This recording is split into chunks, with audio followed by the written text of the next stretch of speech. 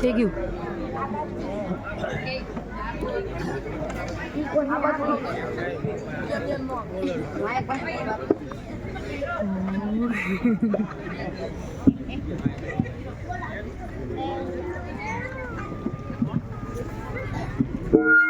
તું કોણ છે છોકરા? મારું નામ માલવજી છે. માલવજી, માલવજી, તને ખબર છે આપણાથી તને કયો દંડ મળશે? મૃત્યુ. મૃત્યુદંડ દેવા પહેલા હું તારી પાસે એક વાત સાચી કરવા માંગુ છું. ઈ શું વાત? તું મને મારીને મરાઠા સામ્રાજ્યનો રાજા બનવા માંગે છે? નહીં, મેં તને હાનિ પહોંચાડી? મેં રાષ્ટ્રમાં કાંઈ નુકસાન કર્યું? આ બધું નહીં મહારાજ. તો પછી તારા મનમાં આવો વિચાર ક્યાંથી આવ્યો? તો તમે પૂછો છો તો મહારાજ હું તમને કહી દઉં કે મારા પિતાજી તમારી સેનામાં સિપાહી હતા. તેણે દેશની રક્ષા માટે પ્રાણ ન્યોછાવર કરી દીધા. અત્યારે તેને મર્યા હોવા 2 વર્ષ થઈ ગયા. 2 વર્ષ થઈ ગયા. અત્યારે હું અને મારી માતા કેવળ 2 પ્રાણી ઘરમાં છીએ. છેલ્લા 3 મહિનાથી અમને પેટભર અન્ન મળવું દુર્ભર થઈ ગયું છે. આ સંસારમાં મનુષ્ય બધું સહન કરી શકે છે પણ પોતાની ભૂખ સહન નથી કરી શકતો. આ વિચારમાં હું બેઠો જ તો ત્યાં એક સૈનિક આવે, મને કહે કે તું શિવાજીનું વધ કરી નાખ તો હું તને ધન આપીશ. આ લાલચમાં પડી હું મહારાજ તમારું વધ કરવા આવ્યો હતો. અચાનક ત્યારે તમારી આંખ ખુલી ગઈ. તારે આટલી કષ્ટી હતી તો તારે મારી પાસે અવાય. મારે આવવાની શી આવશ્યકતા? જે વીર સૈનિક પોતાના દેશની રક્ષા માટે પ્રાણ ગવાઈ દીધા એના પરિવારની પાલન પોષણની ચિંતા કરવી તમારું જ કર્તવ્ય હતું. તાનાજી, આને લઈ જઈને જેલખાનામાં પૂરી દો. કાલે આને મૃત્યુદંડ દેવામાં આવશે. મરવા પહેલા એક વાતની ભીખ માંગુ છું. એ કઈ વાત છે? મરવા પહેલા મારી માતાના એકવાર દર્શન કરવા છે. મને કેવી રીતે વિશ્વાસ આવે કે તું તારી માતાના દર્શન કરીને પાછો મારી પાસે આવીશ? હું વીર પુત્ર છું. ખોટું બોલીને મૃત્યુથી બચવા નથી માંગતો. હું પ્રતિજ્ઞા કરું છું કે હું માતાના દર્શન કરી અવશ્ય પાછો આવીશ. આ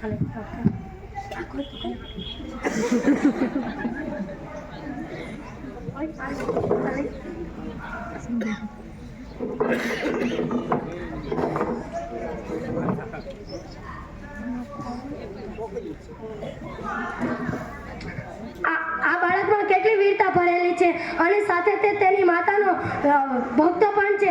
આપણે એ જ ઈચ્છીએ છીએ કે બધા બાળકો પોતાના માતા પિતાની લાજ રાખે. મહારાજ તમે શું કહો છો? હું તો તેની વીરતા અને પ્રયાસ પર તલ્લીન છું. તાનાજી, તમને ખબર છે હું એની સાથે શું વ્યવહાર કરવાનો છું? તો સાંભળો, હું અત્યાર સુધી તેની પરીક્ષા લઈ રહ્યો છું. જો તે આપણી પરીક્ષામાં પાસ થાય ને તો હું એનો મૃત્યુદંડ માફ કરી દઈશ અને આપણી સેનામાં ભરતી કરવી દઈશ. ઘાતકની સાથે એટલી દયા ધન્ય છે. તાનાજી, મારવાવાળાથી બચાવવાવાળામાં અધિક શક્તિ હોય છે. તમે મારી જાન બચાવી એટલે આભાર. મહારાજ તમે શું કહો છો? હું તમારો દાસ છું. સ્વામીની રક્ષા કરવી એ દાસનું કર્તવ્ય છે. એમાં અભિરત થવું એ શું? તમારા જેવા સૈનિકો ઉપર ભારત માતા ગર્વ કરે છે. ચાલો થોડી વાર વિશ્રામ કરવી. ન્યો આજ્ઞા.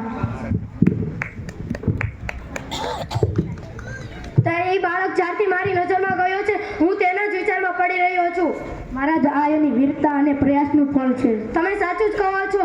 તે હું એની વીરતા ઉપર તલ્લીન છું. જે શિવાજીના નામથી મુઘલ સેના પણ થરથર કાપતી હોય છે અને એ આટલી નાની ઉંમરમાં મારી ઉપર એટલો સાહસ. આમાં કોઈ સંદેશ નહીં.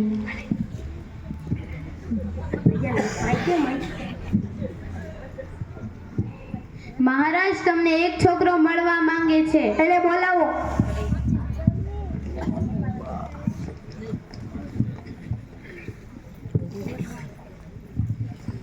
મહારાજ તમારો અપરાધી મૃત્યુદંડ માટે પ્રસ્તુત છે. વીરપુત્ર, તું એટલી જલ્દી કેવી રીતે આવી ગયો? મહારાજ તમારાથી વિદા થઈને હું ઘરે પહોંચ્યો ત્યાં મારી માતા કેટલા દેરથી પ્રતીક્ષા કરતી હતી મારી. તેણે મને જોતા જ છાતીએ લગાવી લીધો. ત્યારે મને વિચાર આવ્યો કે હું માતાને સારો ભેદ કહી દઉં પણ મારી હિંમત ના થઈ. હવે હું તમારી સેવામાં ઉપસ્થિત છું. તમે જે ચાહો તે કરી શકો છો. મૃત્યુદંડ પહેલા હું હજી એક વાતની ભીખ માંગુ છું. કેવી કઈ વાત છે? મારી માતાના દેખરેખનો સમસ્ત ભાર તમે પોતાના માથે લઈ લ્યો. વીરપુત્ર, તું સાચે જ ક્ષત્રિય પુત્ર છો. અત્યાર સુધી હું તારી પરીક્ષા લઈ રહ્યો હતો અને તું આ પરીક્ષામાં પાસ છો. શિવાજી વીરોનો આદર કરે છે અને મારતો નથી. તું આ પરીક્ષામાં પાસ છો. તારો મૃત્યુદંડ પણ માફ અને તું કાલથી અમારી સેનામાં તારી ભરતી કરાવી દઉં છું. મહારાજ આપ ધન્ય છો. જેવી રીતે ત્યારે માતાને દુઃખથી દુઃખ તારા દુઃખ ઉપર લઈ લીધું હતું તેમ હું પણ રાત ને દિવસ ચિંતા કરું છું કે ભારત માતાનું દુઃખ મારે કઈ રીતે દૂર કરવું? એટલે તું ભારત માતાની રક્ષા કરવામાં પાછળ નહીં હટીશ.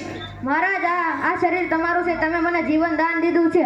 જ્યાં સુધી મારા શરીરમાં જીવ રહેશે ત્યાં સુધી હું માતૃભૂમિની સેવા માટે પાછો નહીં હટીશ. વીરપુત્ર, મારી આ જ આશા હતી કે તું ભારત માતાની સેવા કરવામાં પાછળ ન હટ. જય હિન્દ, જય ભારત. ભારત માતા કી જય.